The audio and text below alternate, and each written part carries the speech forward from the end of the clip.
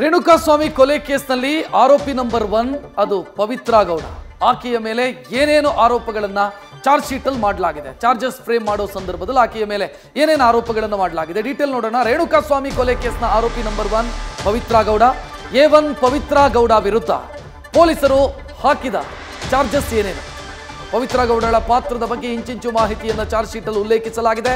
Charge sheet ಅಲ್ಲಿ ಆಕೆಯ ಪಾತ್ರದ ಬಗ್ಗೆ ಸ್ಪಷ್ಟವಾದಂಥ ಸಮರ್ಪಕವಾದಂಥ ಮಾಹಿತಿಯನ್ನ ಪೊಲೀಸರು ಉಲ್ಲೇಖಿಸಿದ್ದಾರೆ. ಯಾರಿಂದ ಹತ್ಯೆ ಆಯಿತು, ಯಾರಿಂದ ಯಾವ ಕಾರಣಕ್ಕಾಗಾಯಿತು, ಯಾರ ಪ್ರಚೋದನೆ, ಇದೆಲ್ಲದಕ್ಕೂ ಉತ್ತರ ಪವಿತ್ರ ಗೌಡ. ಯಾರಿಂದ ಆಯಿತು, ಯಾವ ಕಾರಣಕ್ಕಾಗಾಯಿತು, ಯಾರ ಪ್ರಚೋದನೆಯಿಂದ ಆಯಿತು, ಇದೆಲ್ಲದಕ್ಕೂ ಉತ್ತರ ಇರೋದು ಪವಿತ್ರ ಗೌಡ ಪಾತ್ರದ ಬಗ್ಗೆ. ಪವಿತ್ರ ಗೌಡನೇ ಅದಕ್ಕೆ ಉತ್ತರ, ಪವಿತ್ರ ಗೌಡನ ಪಾತ್ರವೇ ಅದಕ್ಕೆ ಉತ್ತರ. ಪೊಲೀಸರು ಅದಕ್ಕೆ ಬೇಕಾದಂಥ ಪೂರಕ ದಾಖಲೆಗಳ ಸಮೇತ ಚಾರ್ಜ್ ಶೀಟಲ್ಲಿ ಆಕೆಯ ಕೃತ್ಯದ ಬಗ್ಗೆ ವಿವರಣೆಯನ್ನು ಕೊಟ್ಟಿದ್ದಾರೆ. ವಿವರವಾಗಿ ಸುದೀರ್ಘವಾಗಿ ಆಕೆಯ ಹೇಳಿಕೆಯ ಜೊತೆಗೆ ಅದಕ್ಕೆ ಪೂರಕವಾದಂಥ ಸಾಕ್ಷ್ಯಗಳು. ಯಾಕಂತಂದ್ರೆ ನಾಳೆ ದಿನ 161 ಎವಿಡೆನ್ಸ್ ಆಗೋದಿಲ್ಲ, 161ಗೆ ಪೂರಕವಾಗಿ ಎವಿಡೆನ್ಸ್ಗಳು ಬೇಕಾಗುತ್ತೆ. ಸೊ ಅದನ್ನ ಪೊಲೀಸರು ಕೊಡುವಂಥ ಕೆಲಸವನ್ನು ಮಾಡಿದ್ದಾರೆ. ನೋಡ್ತಾ ಇದ್ರಿ ಪವಿತ್ರ ಗೌಡ ವಿರುದ್ಧ ಏನೇನು ಚಾರ್ಜಸ್.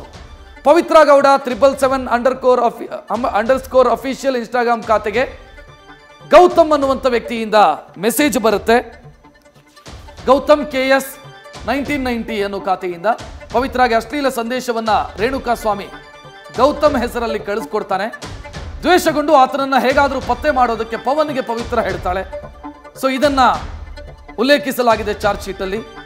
ಜೊತೆಗೆ ಕೊಲೆ ಮಾಡೋ ಉದ್ದೇಶದಿಂದ ಆತನನ್ನ ಅಪಹರಿಸಿ ಕರೆತಂದು ಹಲ್ಲೆ ಮಾಡಿರೋದು, ಇದರಲ್ಲೂ ಕೂಡ ಪವಿತ್ರಾಳ ಪಾತ್ರದ ಬಗ್ಗೆ ಉಲ್ಲೇಖಿಸಲಾಗಿದೆ. A2 A3 A10 ಜೊತೆಗೆ ಫೋನಲ್ಲಿ ಮಾತನಾಡಿರೋದು. A2 ಅಂತಂದ್ರೆ ದರ್ಶನ್, A3 ಅಂತಂದ್ರೆ ಪವನ್, A10 ಅಂತಂದ್ರೆ ವಿನಯ್, ಇವ್ರ ಜೊತೆಗೆ ಫೋನಲ್ಲಿ ಮಾತನಾಡಿರುವಂತ ವಿಚಾರ.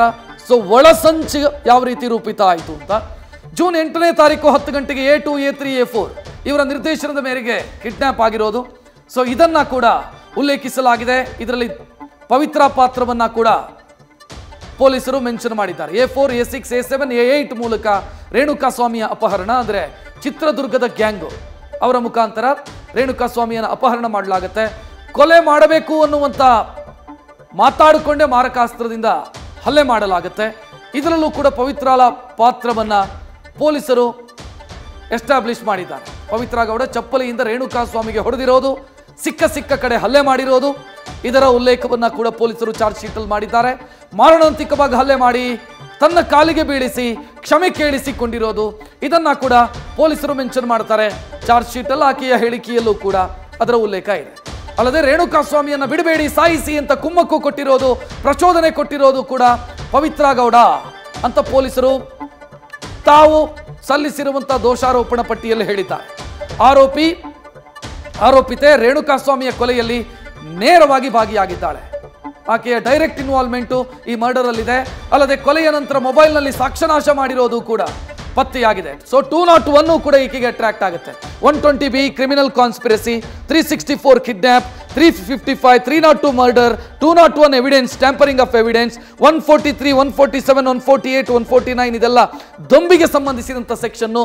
IPC 34 ಕಾಮನ್ ಇಂಟೆನ್ಷನ್, ಅಂದ್ರೆ ಎಲ್ಲರೂ ಸಮಾನ ಉದ್ದೇಶದಿಂದ ಈ ಕೃತ್ಯವನ್ನ ಎಸಗಿದ್ದಾರೆ. ಇದರಲ್ಲಿ ಹಾಕಲಾಗಿರುವಂಥ ಅಷ್ಟು ಸೆಕ್ಷನ್ಗೂ ಕೂಡ ಈಕೆಯ ಪಾತ್ರ ಇದೆ. ಅಷ್ಟು ಸೆಕ್ಷನ್, ಒಂದು ಸುಲಿಗೆಯೊಂದನ್ನು ಬಿಟ್ಟು ಸುಲಿಗೆ ಸೆಕ್ಷನ್ ಒಂದನ್ನು ಹಾಕಿದ್ದಾರೆ, ಅದರಲ್ಲಿ ಈಕೆಯ ಪಾತ್ರ ಇಲ್ಲ. ಯಾಕಂತಂದ್ರೆ ಅದನ್ನ ಆ ಚಿತ್ರದುರ್ಗದ ಗ್ಯಾಂಗ್ ಮಾಡಿರೋದು. ಅದನ್ನ ಬಿಟ್ಟು ಉಳಿದಿರುವಂತ ಎಲ್ಲಾ ಸೆಕ್ಷನ್ನು ಪವಿತ್ರ ಗೌಡನ ಮೇಲೆ ಬಿದ್ದಿದೆ.